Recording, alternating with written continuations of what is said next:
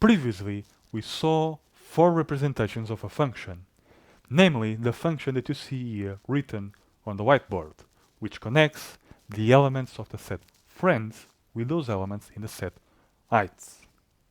What was common to all those four representations?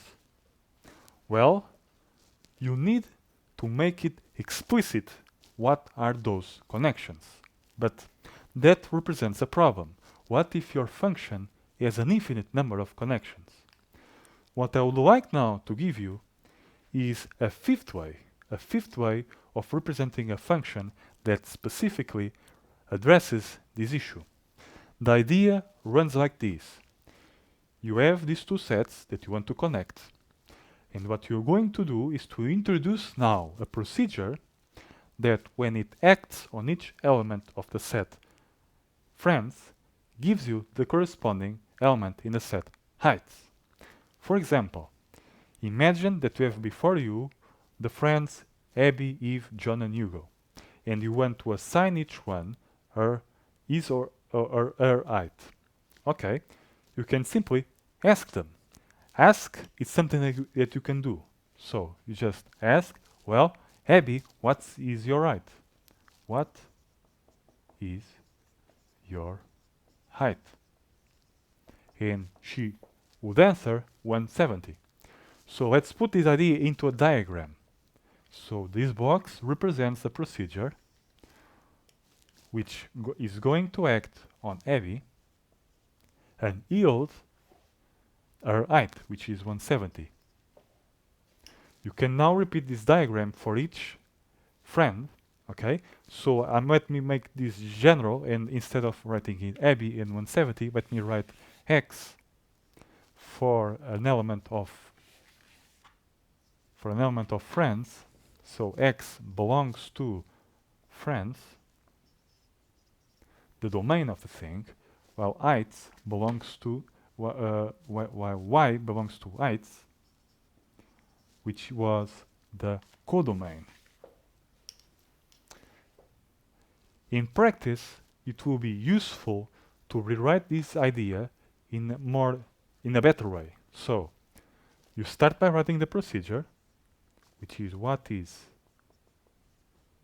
your height. Then you write the subject, X, on which this procedure must act. And in return, what you get is Y, like this. Now, we're using this idea with something that you do acting on the X. Now you can choose the X. You can choose Abby, it returns 170. You now write it in. What is your height? Eve, 170. What is your height? John, 180. What is your height? Hugo, 160. And doing that, note that you are reconstructing the original F. But as you need, you no longer need to keep track of everything from the start. You just do it as required. However, note that each time I'm assigning to each X a Y, I need to write this thing, what is your height, what is your height, what is your height, which is an inconvenience. And so I'm going to introduce the following definition. F now, from now on, is an abbreviation for what is your height.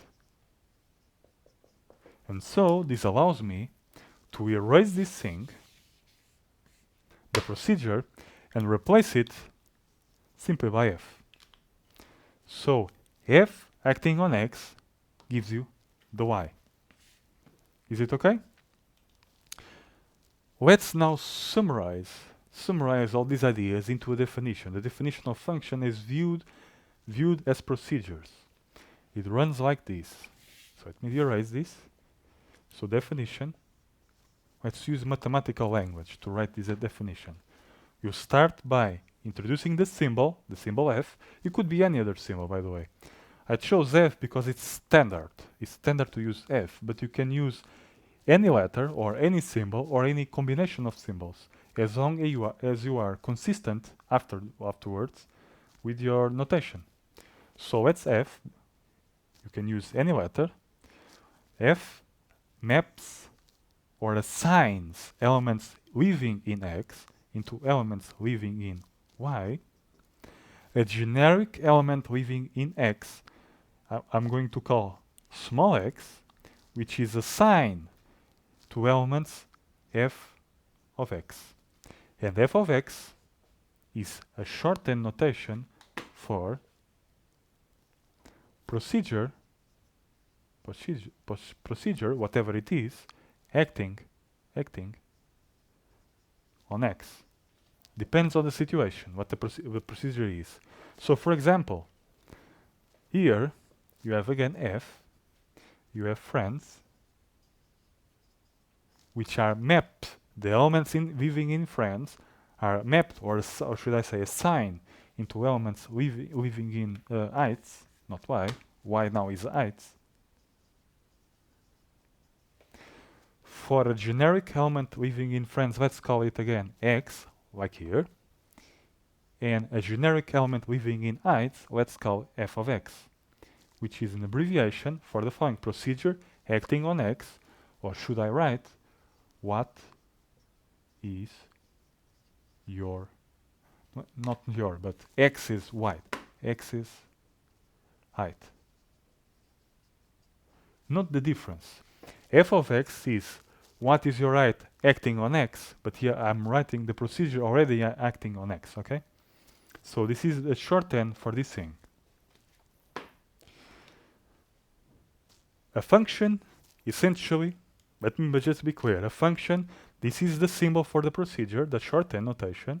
This is the domain, this is the codomain, and this is the name of the variables that you choose. You can choose whatever you want for an element for the domain and an element from the codomain. And here you specify the procedure. So essentially, a function, from this new point of view, is what's written here, or here. You need to specify many things.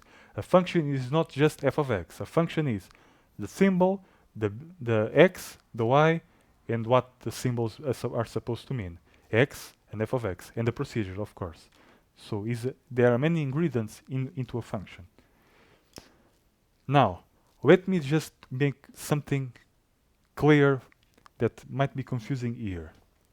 Because we are using many symbols. We are choosing y for an elements of heights, you are choosing f of x, and you are choosing what's x is y height, and you are also wrote before that what is your height and then x. So let me just write this here.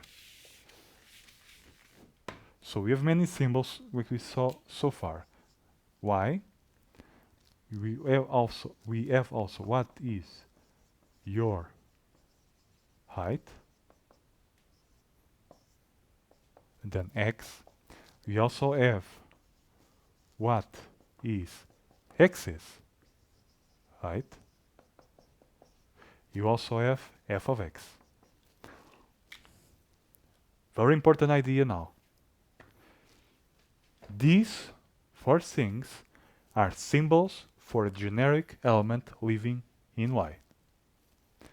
This symbol is very simple, and therefore it does not carry much information about it, except that, well, it's an element of Y. However, this symbol here is much more sophisticated. It is equivalent to this and to this, exactly the same thing, but because it's more sophisticated, it carries more information. In particular, it carries the history of where this number comes from. This is the main idea. You want to use a more sophisticated symbol to carry enough information to tell you where that number comes from. In particular, you know that that number comes from asking what is your height to x, and you also know x. Okay. This symbol is a more compact of these two. They are all the same. This is a more compact version, and so it's the most used. But it requires for you to know what is the meaning of f. So this is the main idea. The main idea of using all those things. Let me just make you see this from a slightly different point of view. Just imagine for the moment that you have here the alphabet. Let me just write the alphabet. A, B, C, and so on until Z. So these are symbols that are available to you to be variables of whatever set that you choose. However, these are simple. So this is simple. Simple symbols for variables. Let me now extend this thing. So extension. And from now on, after z, I'm going to introduce new symbols. For example, these, or these. That just new symbols that can be used to be elements of sets and which carry more information. Okay, so these symbols are essentially extensions of your alphabet, precisely to remind you of what they're supposed to mean, much better than y would ever be. Okay, so this is the idea.